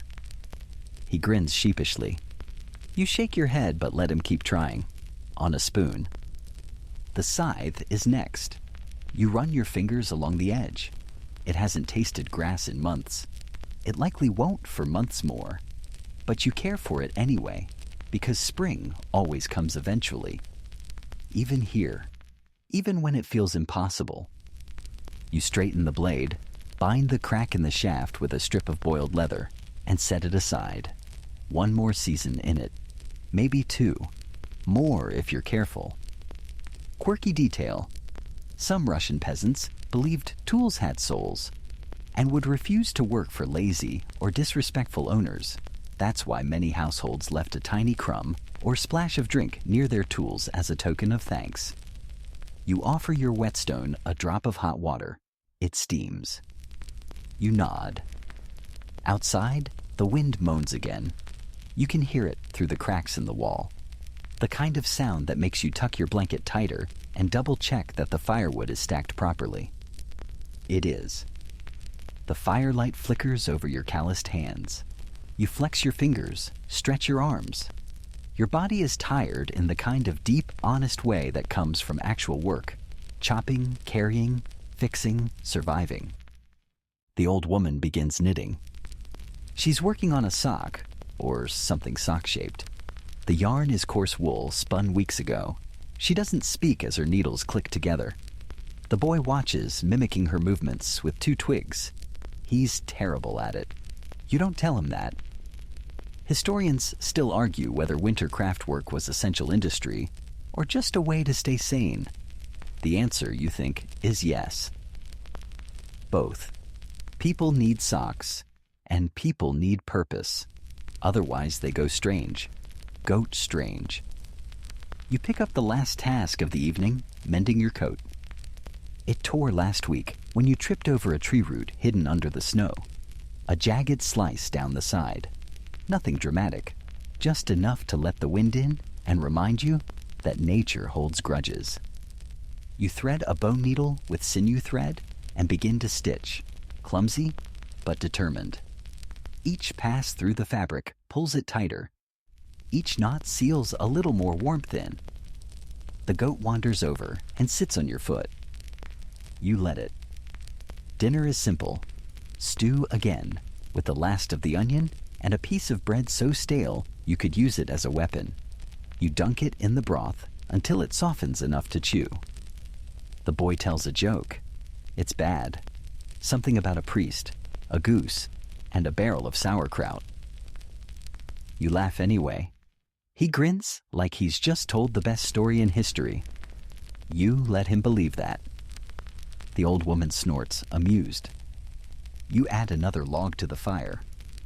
The warmth rises again, just enough to make your eyelids heavy. But there's one more thing to do before bed. The trap line. You groan softly, but no one offers to go in your place. It's your turn. You wrap up, layers upon layers, and grab the lantern. The oil is low, so the flame flickers like it's unsure of itself. You step outside, and the cold hits you like a falling roof tile. The path to the traps winds through the trees behind the hut. You placed them last week, simple snares for rabbits or unlucky squirrels. Nothing elaborate, just a hope, strung between 2 bent sticks and baited with scraps. Your boots crunch on the ice. The lantern swings. The shadows stretch like long arms trying to pull you under. You hum softly to keep your heartbeat steady. Trap 1, empty. Trap 2, triggered, but nothing caught. Trap 3, success. A small rabbit, stiff and frozen, but intact. You lift it gently, murmuring thanks. Not because you're sentimental, but because the rule is, you always thank the thing that feeds you. You reset the trap and head back. Inside, the fire has settled into glowing coals. The boy is already asleep. The old woman wraps her knitting into a bundle and nods toward the rabbit. Tomorrow, she says. You place it on the shelf. You sit by the fire. Your eyes close. You've mended tools, patched your coat, fetched water, cooked, cleaned, and caught dinner. You did everything you were supposed to do. And you're still here. Sleep doesn't come easy. You lie there bundled in wool and straw, listening to the creaks of the hut. The rafters groan softly like they're tired too. The fire sighs through its last embers. Somewhere nearby, a dog howls. Not a pet, just a feral thing that's learned to survive better than most people. You stare at the ceiling. The rabbit waits on the shelf. Tomorrow's protein?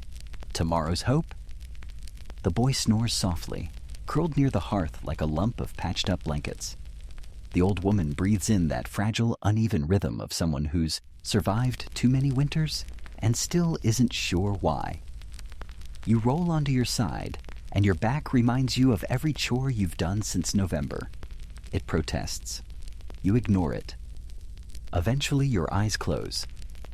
You dream of warm bread. Morning returns with a draft through the chinks in the wall and the unpleasant sensation that your blanket has shifted just enough to let cold air snake in like a curious spirit. You grunt, stretch, and sit up. The boy is already up, rubbing his eyes and holding a piece of firewood, like he's trying to remember what it does. You gesture toward the hearth. He drops it with a satisfying thunk and begins the ritual of kindling arrangement. He's getting better. Less smoke, more flame. You offer him a nod. High praise around here. Time to skin the rabbit. Mainstream historical fact. In rural Russian villages, hunting small game wasn't glamorous. It was survival. Traps were often set close to home, and every part of the animal was used. Meat, bones, fur, even the entrails for bait. You fetch the rabbit from the shelf. It's frozen stiff. You place it near the fire, wrapped in a cloth, letting the frost melt away slowly. The old woman eyes it with the kind of calculation usually reserved for accounting ledgers. She approves. Once it's thawed enough, you take the knife, the only sharp one, and begin.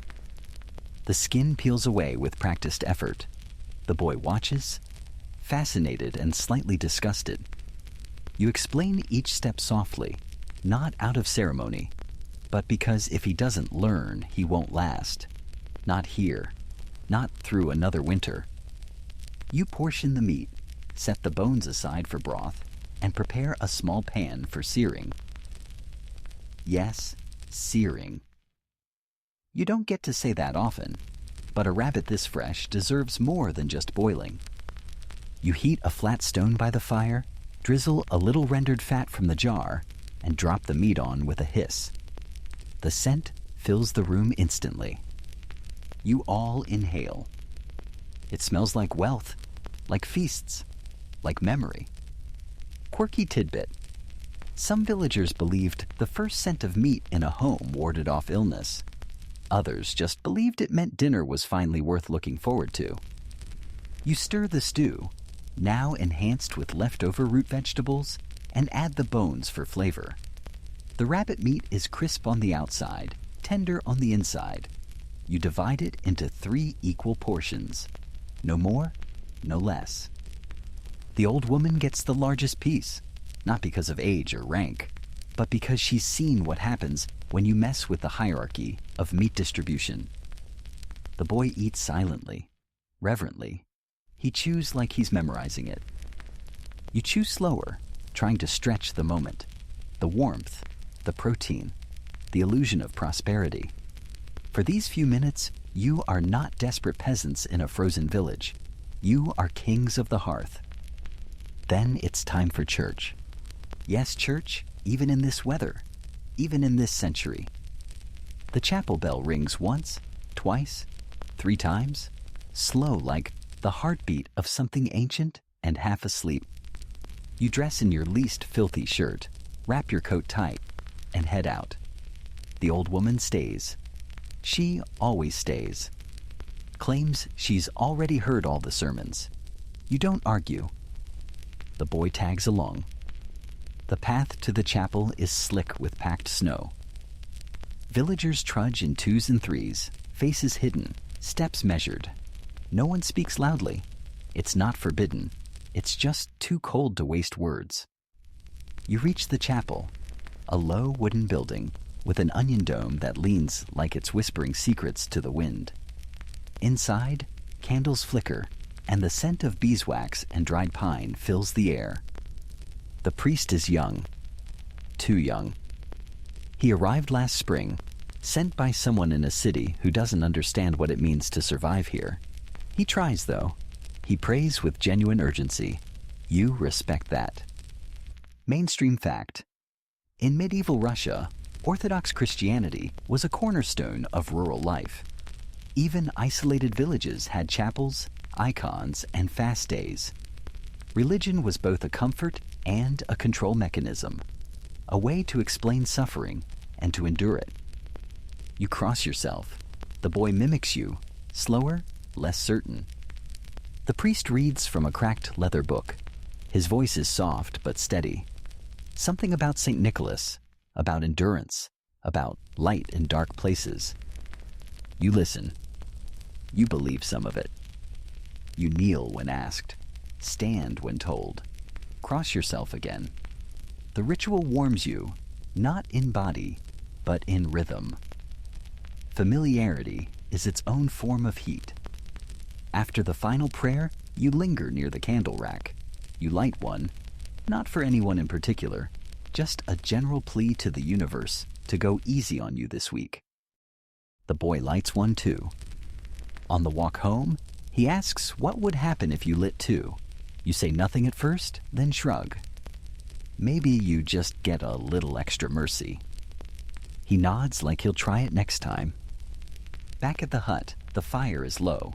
You stoke it gently, add a few small logs. The room begins to warm again. You peel off your outer layers and hang them near the hearth. Your boots steam faintly. Your knees ache. The rabbit scent still clings to the air like incense. The old woman asks what the priest said. You summarize with 3 words. Same as always. She grunts. Good. You sit. The boy takes out a carved piece of wood and starts whittling. He's making a spoon, or maybe a fox, or maybe both. You don't ask.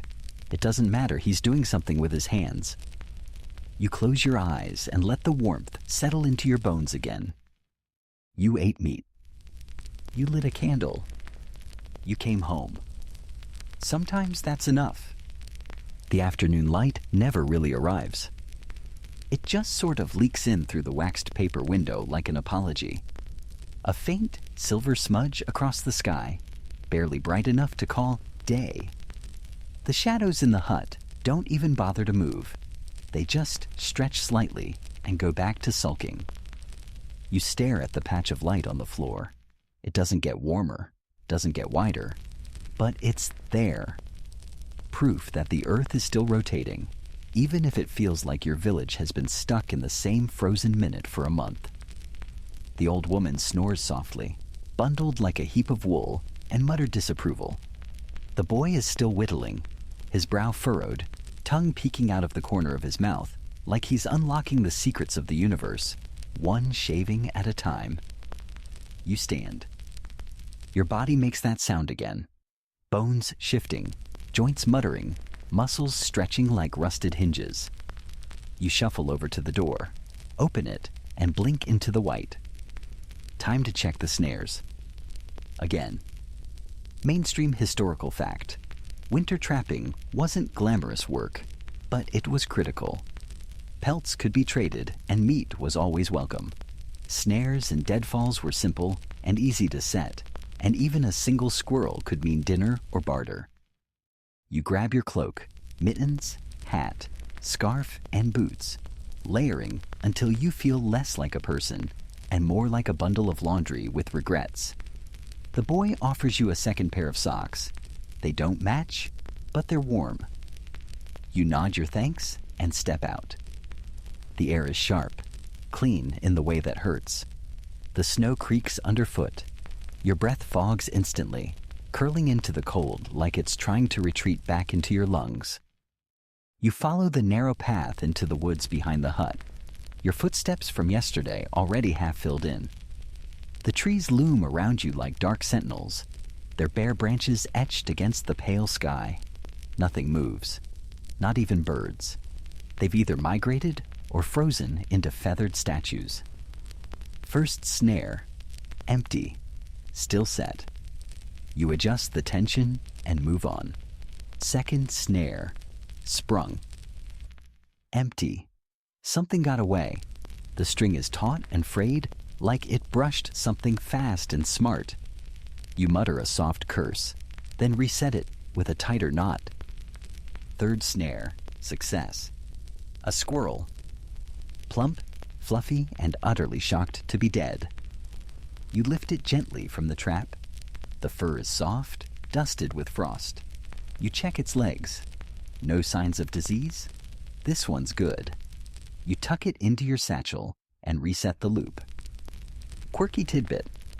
Some peasants believed squirrels carried forest gossip, that they whispered to the birch trees and told tales to ravens. Killing one wasn't bad luck exactly, but it was advised you say, "Forgive me," before pocketing it. You whisper it now, just in case. Back at the hut, the fire has been fed, the stew stirred. The old woman has moved. The boy greets you with wide eyes when he sees the squirrel. It's not much, but in this house, any meat is cause for celebration. You skin it quickly, saving the pelt. It's small, but it can be sewn into a mitten liner or bartered for salt. You save the tail for the boy. He plans to tie it to a stick and make a puppet. The squirrel goes into the pot, bones and all. It won't feed you all, not fully, but it will add flavor to what was rapidly becoming a beet-based existential crisis. You watch the stew bubble, and then you hear it. Hooves. Not the soft clop of your own cow, not the skittery scratch of the goat. No, this is sharper, heavier, several of them. You glance at the old woman. She's already looking at the door. The boy stiffens. You rise and go to the window. Riders. 3 of them. Their coats are heavy, dark with frost. Their horses snort steam like dragons. One has a long stick strapped across his back. Another wears a satchel that bulges with unknown shapes. You feel it immediately, an ancient, bone-deep caution. Travelers. And not the kind that bring cake. Historians still argue whether traveling in winter was madness or necessity. In your experience, it's both. No one rides out here unless they need something, or plan to take it. You open the door slowly. They stop outside your hut. One nods a greeting. His beard is white with frost. His eyes are sharp. "Any news?" he asks. You shrug. "Cold? Hungry?" "Same." He chuckles without humor. "We're heading north, storm's coming." You squint up at the sky. It looks the same as always, unfriendly and infinite. "You need shelter, you ask?" He shakes his head. "Already got it. Just passing word. The river's frozen solid now. Wolves moving west. Saw their tracks near the chapel." You nod. He leans forward slightly. "If you've got salt, I'll trade for it. Dried fish." You glance at the old woman. She shakes her head almost imperceptibly. "None to spare, you say?" He grunts. "No shame in asking," he says, and tosses a small cloth bundle your way. "For the fire." You catch it. Pine resin. Bless him. They ride on. The boy stares until the hoofbeats fade. You close the door. Mainstream historical fact. Pine resin was used to start fires, mend cracks, seal boots, and even soothe wounds. A gift like that could mean the difference between smoke and frostbite. You add a pinch to the fire. It flares, bright and fragrant. The boy breathes in deeply. The stew is ready. 3 bowls again. 3 wooden spoons again. A little squirrel meat, a little carrot, enough salt to taste, but not enough to waste. You eat. The fire burns a little brighter. The storm may come, but tonight you have warm food, warm light, and warning. And that counts for everything. The storm arrives at midnight. It doesn't knock. It doesn't whisper. It roars. The wind howls like it's been waiting all day to scream. Snow slams against the walls, and the shutters tremble like nervous children. The fire sputters once, then catches again. The pine resin you fed it earlier burns steady, but you know it won't last all night. You sit up in bed, still wrapped in every scrap of fabric you own. The boy stirs near the hearth, mumbling nonsense in his sleep. The old woman doesn't move. You wonder if she's asleep or just doesn't care anymore. Then something crashes. Outside. Something big. You're on your feet before your body is ready. You grab your coat, your boots, the lantern. You don't even bother with the mittens. There's no time. The door resists. Of course it does. The snow's already half packed against it. You shoulder it open like a man trying to escape a dream. Outside chaos. Snow flying sideways, stinging your cheeks. The lantern flame wavers violently, casting warped shadows across the yard. You squint through the mess. And there it is. The shed. Or what used to be the shed. The roof has collapsed inward, buckling under the weight of snow and the wind's bad attitude. The tools inside, your spade, your wood cart, your last jar of goose fat, all buried, maybe crushed. You trudge toward it, knees sinking in snow. You know better than to try and dig now. Not tonight. But you push a few beams aside to see what's salvageable. Nothing is. You stare at the mess. The shed was never much, but it was something. Another line of defense between you and the world. Now it's just kindling waiting to be mourned. Quirky tidbit. Some peasants believed storm winds were spirits chasing each other across the steppe. If you cursed during a storm, they'd hear. And remember, you mutter an apology under your breath, just in case.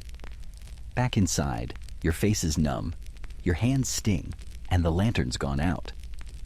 You rub your fingers near the fire. They scream in pins and needles. The boy wakes, sees your face, and says nothing. He just pulls your blanket tighter around your shoulders. Smart kid. The old woman finally speaks. Shed. You nod. Gone.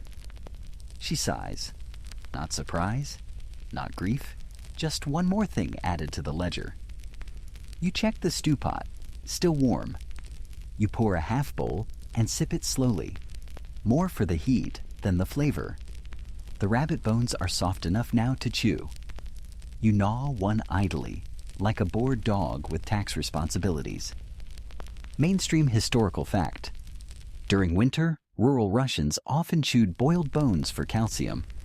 Bone marrow was precious, an unintentional but vital nutrient source in lean months. The broth it created was considered healing, even magical. The fire pops. Outside, the storm howls harder. You check the door twice, the shutters 3 times. You tie the curtain tighter between the animal corner and your sleeping space. The goat blinks at you slowly, unfazed. The cow shifts in her straw, emitting a low, steady breath like a warning horn for a ship lost at sea. You lie back down, but you don't sleep. Not really. You listen. To the wind, to the creak of wood, to the soft rhythmic breaths of the 2 humans still alive in this hut with you, to the occasional fart from the goat. You think about the shed, about what it held, about how long it took to build it, how long it will take to replace. Spring is far away, but still it's coming. You hope. When the light returns, barely, faintly, you rise. The storm is still roaring, but it's tired now. Less fury, more muttering, like it used up its best material before dawn. You step outside again. The shed is a flat white shape now, buried entirely. You can see the edge of a broken beam poking out like a gravestone. You shovel snow from the path with a lid from the stew pot. Your actual shovel is under the shed. naturally. The boy helps. Kind of. Mostly he stomps the snow flat behind you. It works, sort of. The cold this morning is different. It's not the sting of open air, but the heaviness of pressure. The kind of cold that makes trees crack and wolves quiet. You finish clearing enough space to walk, then retreat inside to change socks. The old woman gestures toward the window. South side's drifted, block chimney. You nod. Of course it is. You eat a slice of bread, thin, dry, but slightly toasted, and head back out to climb the roof. Again. The ladder is frozen to the wall. You kick it loose and prop it up. Climbing it feels like scaling a frosty mountain of disappointment. At the top, the snow is packed in solid drifts, heavy and lumpy. The chimney is barely visible, capped in ice like a witch's hat. You use the back of your knife to chip it open. Steam escapes in a lazy puff. You clear the snow away with your forearm, then stomp your boots on the ridge beam for balance. The wind picks up and nearly shoves you off. You crouch low, muttering soft encouragement to the roof, like it's an old friend who might betray you at any second. Mainstream historical fact. Roof collapses were one of the deadliest winter risks in peasant homes. Clearing snow regularly wasn't just maintenance. It was a matter of survival. Chimneys, if blocked, could cause fires or suffocation. No pressure. You finish the job, slide carefully down. Your hands are shaking again. Back inside, the fire burns brighter now. You sip warm water with a hint of dried linden flower, your last sachet. You save it for days like this, days when the wind tries to unmake you. You sit. The boy places a squirrel skull on the windowsill, facing outward. Scare the storm away, he says. You don't argue. You just nod. Because really anything that helps you stay here, alive, awake, warm, is sacred. There's a stillness after storms, not peace. Peace is something earned, something distant, but a kind of hush, as if the world is holding its breath, waiting to see who's still standing. You're still standing. Barely. You stretch your arms overhead. Your shoulders pop like firewood in the stove. Your back feels like it's been carrying not just a village, but the whole of Russia. The boy mimics you, arms in the air, wobbling slightly like a sleepy willow. The old woman is already inspecting the floor, noticing the drips, the melting snow tracked in, the cracked plank near the hearth. She gestures. You'll fix it. You nod. Of course you will. But first, inventory. Again, you open the cupboard. Inside, 2 turnips, half a sack of flour, a jar of pickled cabbage, 1 sad garlic bulb, dried berries, exactly 5 dried mushrooms you've been saving for no good reason, a clump of lard wrapped in waxed cloth. You sigh, then you glance at the ceiling, then the floor, then the sky, just in case any food gods are watching. Mainstream historical fact. Peasant food in medieval Russia wasn't varied, but it was resourceful. Flour, cabbage, onions, garlic, fermented dairy, and wild berries were common staples. Mushrooms, especially dried, were a delicacy. Rare, precious, often hoarded. You pull out the turnips and the lard. Frying is out of the question. You've only got enough fat for maybe 2 more uses. But a baked gruel? A turnip mash? Maybe. You mash the turnips into a pot, add flour and water, and stir until it's smoothish. The texture is somewhere between porridge and regret. You slice 2 mushrooms into thin flakes. They float on top, like royalty at a peasant gathering. The boy pokes the pot. Is this a feast? You smile. Almost. You serve 3 bowls. The old woman lifts hers and smells it like she's testing for poison. She eats. Slowly. The boy eats faster. You chew. It's bland. But the mushrooms, those tiny bits of umami, they sing. You close your eyes and pretend it's a holiday. Afterward, you scrub the pot. You save every last flake of stuck turnip. The boy licks the spoon clean. He grins like it's his birthday. And then comes the real test. Venturing to the storehouse, or what remains of it.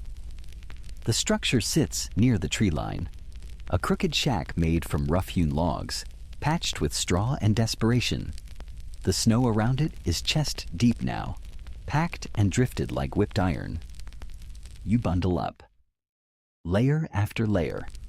Boots, gloves, fur hat, scarf, coat, outer coat, hood, second scarf. You look less like a person and more like a walking carpet with intent. The boy watches you from the door. Don't fall in. You don't respond. You just trudge. Step after step. The path is gone. You wade through snow with your arms out like you're crossing a frozen river. Your legs burn. Your breath comes fast and white. Your face itches under layers of cloth. You reach the door. Frozen shut. You dig. With your hands. Because, of course, the shovel is still under the collapsed shed. Eventually the latch moves. You heave the door open and peer inside. Darkness, cold, shelves lined with frost. You step in. Inside, one sack of barley. Half full, a jar of pickled mushrooms, miracle. 2 smoked fish, dried to leather. Rope, salt. A broken chair. A mouse nest in the corner. You grin. Mainstream fact, smoked fish were winter staples across northern Russia. Herring, perch, and pike were salted and dried to last through the snow. Stored properly, they could last months, if the mice didn't get to them first. You take the fish, the barley, the pickled mushrooms, tie the rope around the sack to drag it. You whisper a brief thanks to the mouse for not eating everything. Then back. Trudging again. Your legs feel like logs, your fingers, rocks, but the promise of real food propels you. You reach the hut and slam the door behind you. The boy cheers. The old woman grunts. You lay your prizes out like treasure. Quirky tidbit. In some villages, whenever a peasant returned from a storehouse run with food, the household would clap 3 times to scare away hunger demons. You clap once. The boy claps twice more. The old woman smacks a wooden spoon on the table. Close enough. You cook the barley in snow water, add slivers of smoked fish, and drop in 3 pickled mushrooms. The scent is amazing. Briny, sour, rich. You pour in a pinch of salt, then another, then pause. Too much, and it's wasteful. Too little, and it's just fishy oatmeal. You settle for just enough. The stew simmers. The boy sets the table. 3 bowls, 3 spoons. The old woman tears bread into halves. Dinner is warm. You don't talk. You just eat. The boy licks his spoon twice. The old woman chews slowly with eyes closed. You let yourself smile. Later, you add more logs to the fire. You mend the cracked floorboard with a sliver of pine and a silent prayer. You patch the goat's blanket with squirrel fur. You check your traps again. 1 is gone, likely buried. You check the roof, still holding. You sit. The fire is steady. The stew pot is clean. The boy is snoring. The old woman is knitting. The snow outside is glowing faintly in the moonlight. The wind rests. And so do you. Days pass. Or maybe just one long, drawn-out afternoon. Hard to tell. The light doesn't change much. The world outside stays the same color. Bone white, lead gray, smoke black. You stop counting hours. You start measuring time in firewood, meals, and how many layers it takes before your nose stops stinging. This morning, if it is morning, you wake to silence. The boy is still asleep, drooling into the corner of his blanket. The old woman sits by the hearth, sharpening a needle. You have no idea where she got it, probably hidden for emergencies. You suspect she has a whole secret stash somewhere, including her better yarn and possibly a spare life. You nod at her. She nods back. No words. You stretch. Your body crackles like stale bread. And then you hear it. The creak of wood. Not inside. Outside. A tree? A neighbor? No. Something heavier. You stand, glance at the window, wipe a finger-sized circle into the frost. A shape moves through the snow. Slow, deliberate. Not a deer, not a wolf. A man. Pulling a sled. You call for the boy. He stumbles over, blinking. You gesture toward the window. The old woman squints. Yaakov, she mutters. Finally. Mainstream historical fact. In isolated Russian villages, traveling traders or runners would occasionally pass through during winter, carrying goods, letters, or news. These visits were rare and often dangerous, but vital. You open the door. The wind has eased since yesterday. The sky above is blue in that terrifying way, where it looks clear, but still bites. The man stops outside the hut.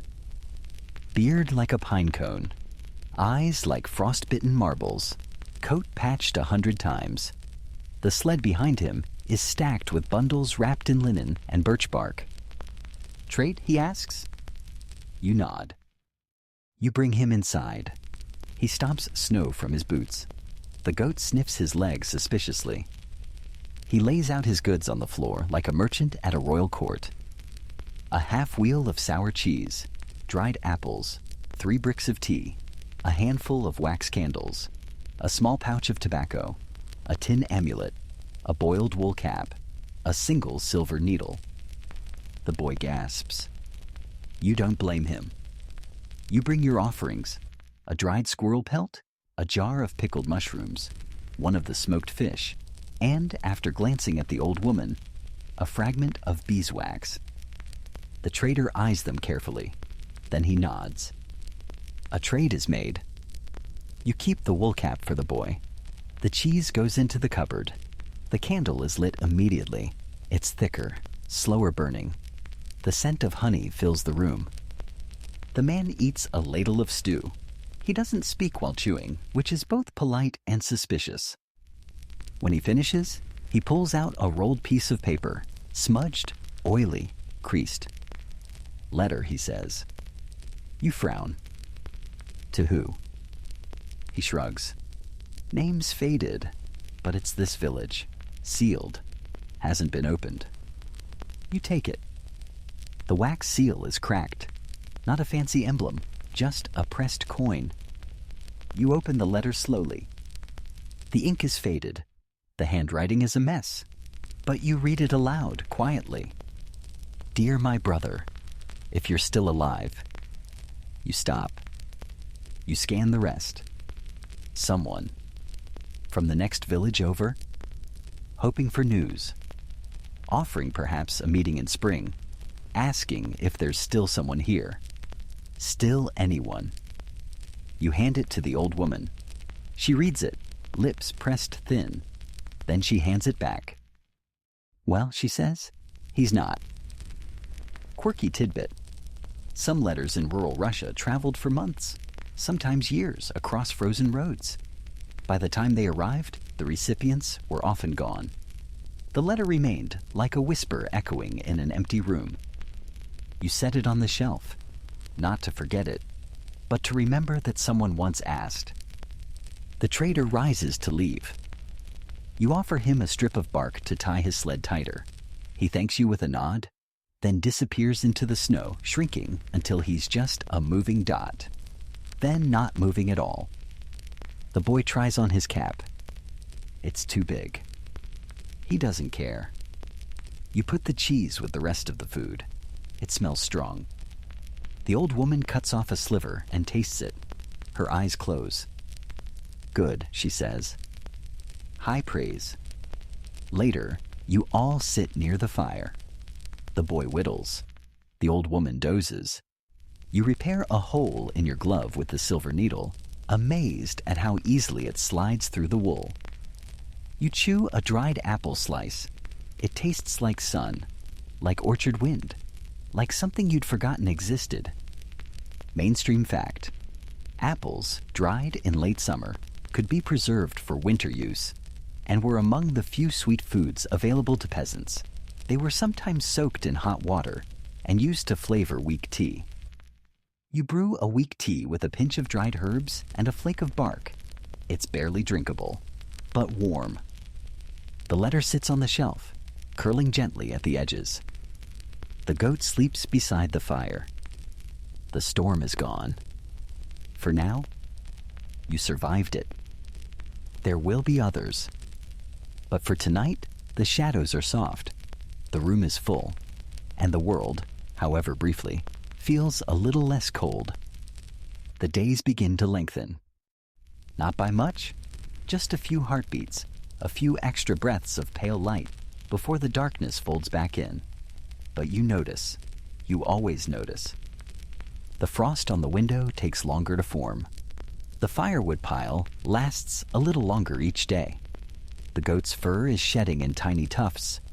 The cow lowing before dawn, impatient for milking, tells you what your bones already suspect. Spring is still far, but it's coming. You patch the roof again. One more handful of moss and mud packed tight into the thatch. Your hands don't hurt as much in the cold now. Or maybe they just don't bother telling you anymore. The boy builds a snowman outside, a lopsided one. The carrot nose is actually a turnip. The scarf is made from strips of old rags. It leans like it's tired of winter, too. You wave to it every time you pass. Inside, the old woman sorts seeds, a ritual of hope. You watch her work, separating kernels with gnarled fingers and mumbling under her breath. Not prayers exactly, but something older. She passes you a pouch of barley grains. You hold it like it's gold. Mainstream historical fact: Russian peasants began prepping for spring planting even before the snow melted, counting seeds, drying soil samples by the hearth, and watching the stars for signs. Hope was an act of planning. You mark the walls with charcoal. How many days since the last real storm? How many times you've eaten meat? How long the sun lingered yesterday? It's not scientific. It's just something to do. Then you hear the bell. Again. But not a funeral this time. 3 short clangs. Then silence. You pause mid-step. The old woman stiffens. It's them, she says. She doesn't have to explain. You grab your coat. The boy follows. Half the village is already trudging toward the square. Smoke trails from chimneys. Faces peek from windows. The snow is pocked with fresh footprints, dozens of them. When you reach the chapel, they're already there. Riders. 2 of them. On fresh horses, heavy boots, warm gloves, even caps with real fur. Not peasants. Messengers. One dismounts. His beard is neatly trimmed. He carries a satchel stamped with a red seal. We bring census papers, he says. Everyone groans. Mainstream historical fact: the Russian state, even in early centuries, required periodic census updates, especially during famines or war. Names, ages, trades. It wasn't optional. It wasn't kind. Just bureaucracy on horseback. He pulls out a scroll. Line up, one household at a time. You sigh. You give your name, your age, your occupation. Farmer, trapper, mender, cook, firewood, goat specialist. You add that last part with a smirk. The man doesn't laugh. The boy gives his name. He tries to add snowman architect. The man frowns. The old woman says only her first name. That's all you need, she snaps. They nod, record, and move on. Later in the hut, you open a hidden pouch and count your seeds again. The numbers haven't changed, but you check anyway. It's not math, it's reassurance. Quirky tidbit. Some believed that if you counted seeds out loud, crows would steal the number and eat exactly that many. So, you count in your head and glare at the window, just in case. That night, the stew is flavored with the last of the dried berries. Sweet and strange. It tastes like a holiday. You let the boy have the last bite. He grins so hard his cheeks crinkle. You add a log to the fire. One of the good ones? Pine. The scent fills the room. The goat bleats. The cow stares. You sleep. And in your dream, the snow is melting. Not all at once, just a trickle. A puddle forming under the eaves. A patch of black soil peeking through the white. The sky is blue. Not winter blue, but summer blue. Deep. Endless, laughing. You wake to a faint drip. Not in the roof. Outside. Water. You step out and look up. The icicle above the door is crying. One slow, fat drop at a time. You smile. The boy follows. He sees it too. He points. Spring? You shrug. Close enough. You head back inside, add water to the teapot, cut slices of hard bread, stir the fire, feed the goat, smack the cow gently on her stubborn hide. And then you sit. By the hearth, with your people, in your hut, in this impossible winter that almost, but not quite, beat you. You made it. Somehow. You're still here. And now, let it go quiet. Let the fire burn low, just a soft red glow beneath the ash. Let the walls around you sigh, creak gently, lean in closer. The storm is behind you now. The wind has tired itself out. Even the snow, once so sharp and eager, rests heavy on the rooftop, like a thick blanket tucking in the world. Breathe slowly. You've done enough. No more traps to set. No more buckets to carry. The rabbit stew is gone. The goat is sleeping, and the boy's laughter still echoes in your ears, soft, muffled, like a memory half buried in snow. Outside, the icicles drip a little more freely. The sun, somewhere beyond the horizon, is beginning to remember its job. The shadows will shorten soon. The earth will thaw. And when it does, you'll plant again. Sow again. Mend, trade, laugh, worry, sweat, and begin again. But not tonight. Tonight, you rest. Let your breath slow. Let your eyes blur. Let the cold stay outside the walls. You are safe. For now. For tonight. You have fire. You have shelter. You have made it through another winter's night in medieval Russia. And despite everything, despite the odds, you are still here, still breathing, still whole. Now sleep. Let the snow fall. Let the embers hum their lullaby. Let the darkness fold around you like fur and drift gently into dreams of spring.